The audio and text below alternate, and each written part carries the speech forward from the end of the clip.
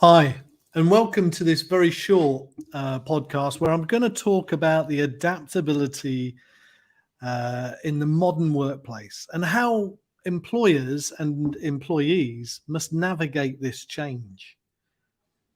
So, what's all this about? Well, the modern workplace is undergoing rapid and significant change, and I'm sure many of you have seen the stuff in the news around ChatGPT and other AI initiatives. The that together with the post COVID societal changes and advancements in other AIs and other aspects of work life balance, the pace of change has forced employers and employees alike to adapt their attitude towards work, pay, and conditions. So, in this podcast, I'm going to explore with you the importance of adaptability in the modern workplace and discuss how adaptability can be assessed, developed, and fostered in individuals and teams. So, here's a statistic for you: 71% of 1,500 executives surveyed in more than 90 countries said that their adaptability or said that adaptability was the most important leadership quality in these times. That comes from Curiosity, Not Coding, 6 Skills Leaders Need in a Digital Age. And that was published on the 14th of February 2022. So, what's it all about? What are the changing attitudes of employers and employees towards work, pay, and conditions, and why is it important? Well, the shift towards remote work, flexible schedules, and gig-based employment has challenged traditional notions of work, pay, and conditions. There's even recent trials done on the 4-day or 4.5-day working week. Now, interestingly enough, Henry Ford brought in the 5-day working week, and he wasn't about creating a nice working environment for his employees. He was about productivity. That was his focus. And he identified that moving from a 6-day working week to a 5-day working week made his employees more organized, less sickness, and more profitable in the end. And recent tests and trials on the 4-day working week have shown that also increases productivity. A 4-day working week or a 4.5-day working week increases productivity and reduces sickness. This is the early findings. So it may well be that in the next few years we will see movement towards less working days in our working week. Employers are increasingly recognizing the value of providing work arrangements that better align with the needs and preferences of their employees, and recognizing that all of their employees are different. So it's not a one-size-fits-all option necessarily. And while employees are seeking greater work-life balance and job satisfaction, the shift has also raised concerns about job security, benefits, and fair pay. However, employers offering competitive compensation packages, flexible work arrangements, and a positive work culture are already better positioned to attract and retain top talent. So, what is the role of adaptability in the modern workplace? Adaptability has emerged as the top desired quality or competence for hiring managers in many cases, enabling individuals and teams to navigate change and uncertainty more quickly and effectively has been recognized as an important aspect of staying ahead of the curve and remaining valid, current, and relevant. Companies that can adapt to changing market conditions and customer needs are more likely to remain competitive and profitable in this rapidly changing and uncertain world. Moreover, adaptable individuals are better equipped to respond to the new challenges and opportunities and are more resilient in the face of setbacks. Based on academic and organizational research of 100 plus publications, scientific publications in the Financial Times, top 50 journals, AQAI, a company that now focuses on the measuring of your adaptability quotient, the AQ. So you've got your IQ, your EQ, and your AQ. The adaptability quotient measures your abilities, characteristics, and environmental factors that are important to the successful behaviors and actions of people and organizations to effectively respond to uncertainty, new information, or changed circumstances. That comes from Decoding AQ in 2020. Look at AQAI for more information on that. So what are the downsides of excessive adaptability then? Because there must be some. Well, whilst adaptability is a critical skill in the modern workplace, we all know that what gets measured gets done, and in bureaucracies usually gets overdone, which usually means that governmental organizations, international governmental organizations, and in some cases NGOs, because of their donors' reliance on them to provide them with critical data, means that they will overemphasize the adaptability. And it's important to recognize that the potential downsides to extreme adaptability are lack of stability and consistency, and a lack of commitment to long-term goals and values. We see that quite often with governments and politicians who are on a 4-year or 5-year electoral cycle, and how they're constantly flip-flopping from one thing to another to make sure that they satisfy their base. Excessive adaptability can lead to burnout and stress as individuals and teams constantly adjust to the new demands and expectations. I come from a predominantly policing background, and the one consistency we had there was everybody was trying to change something every year or 2 years. There was never any opportunity to just take stock. So there needs to be some sort of balance, and then it's essential to strike that balance between adaptability and other important values and goals, such as stability, consistency, and well-being. The risk of not adapting to this rapidly changing and uncertain world are significant. Not adapting can serve can be severe, as demonstrated by the fate of many companies such as Kodak, Toys R Us, Blockbusters, and BlackBerry.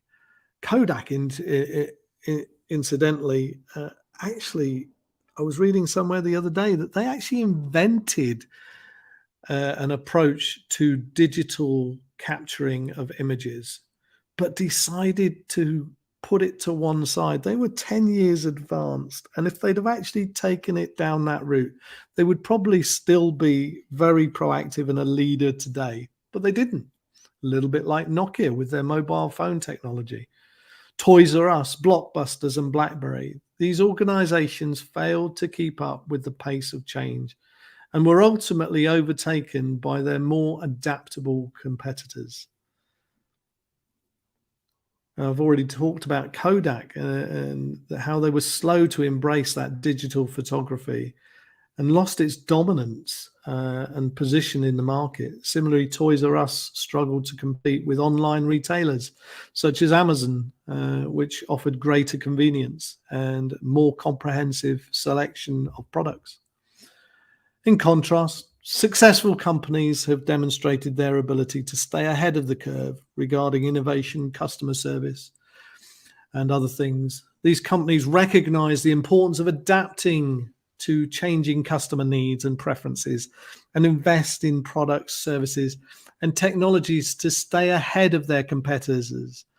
And those that are embracing AI and the opportunities that things like ChatGPT are giving us are definitely going to be ahead of their game, because that's the crest of the wave that the successful people will be grabbing hold of. They also prioritize customer service, recognizing that providing exceptional service is a key differentiator in the world where customers have got more choice than ever before. An example of successfully adopting change to market conditions is Netflix. The company started out as a DVD rental service, but quickly recognized the shift towards online streaming and invested heavily in developing its streaming platform. And on day one, the servers couldn't keep up with the demand, and they had to go out and buy more servers in order to keep up with the demand. Today, Netflix is a world-leading streaming service with over 200 million subscribers worldwide. However, even they cannot afford to be complacent. Sitting back on your laurels for a moment allows the competition an opportunity that you cannot afford to give. Another example of success is Amazon, which has consistently demonstrated its ability to innovate and adapt, expanding from online book selling to being a global retailer, a giant that offers everything from groceries to cloud computing services. So what is the importance of ongoing learning and development then, if we're to stay ahead of this curve? Adaptability is not a static trait. It's a skill that can be honed and developed. And some of it can be honed and developed quite rapidly. Individuals and teams can develop adaptability through ongoing unlearning, relearning, and development, such as attending training sessions, reading relevant articles and books, and seeking feedback from colleagues, mentors, and coaching. Developing adaptability also requires a growth mindset, a willingness to embrace change and take risks, and a commitment to continuously improve. So is unlearning the new superpower? It's been out for some time, but I think it's gaining prominence now. One of the main elements discussed with regards to the ability to unlearn and learn is that it's a critical skill in the modern workplace. And it's emphasized by Barry O'Reilly's Unlearn Matrix. O'Reilly argues that in today's rapidly changing world, the ability to let go of old habits, beliefs, and assumptions, and to adopt new ones is essential for success. Unlearning involves recognizing and challenging our existing assumptions and biases and letting go of them when they no longer serve us, even though they've served us well up until now. And if you're one of these people that's wondering why what's worked before is no longer working for you, it's probably an indicator that there's something within that you need to start to unlearn and start to learn new things. AQAI's assessment of adaptability includes a focus on the ability to unlearn and relearn, as this is seen as a critical component of adaptability. So let's move on to the role of leadership then in fostering a culture of adaptability. Leaders play a critical role in fostering a culture of adaptability within their organization. Leaders who prioritize adaptability are more likely to encourage experimentation, risk-taking, and innovation, and are more likely to provide the necessary resources and support for individuals and teams to develop their adaptability. Leaders who model adaptability are more likely to inspire their teams to do the same. So this has been a really quick and rapid run through, but in conclusion, I'd like to finish with the adaptability is an increasingly important skill for individuals and organizations in the modern workplace. Some companies are calling it creativity, but adaptability is creativity is an aspect of adaptability. It is a multi-dimensional concept encompassing individual traits such as resilience, mental flexibility, and environmental factors, including team support and emotional health. Companies that can assess, foster, and develop adaptability across their organizations can gain a competitive advantage in the market by being better positioned to attract and retain top talent while remaining agile and responsive to changing market conditions.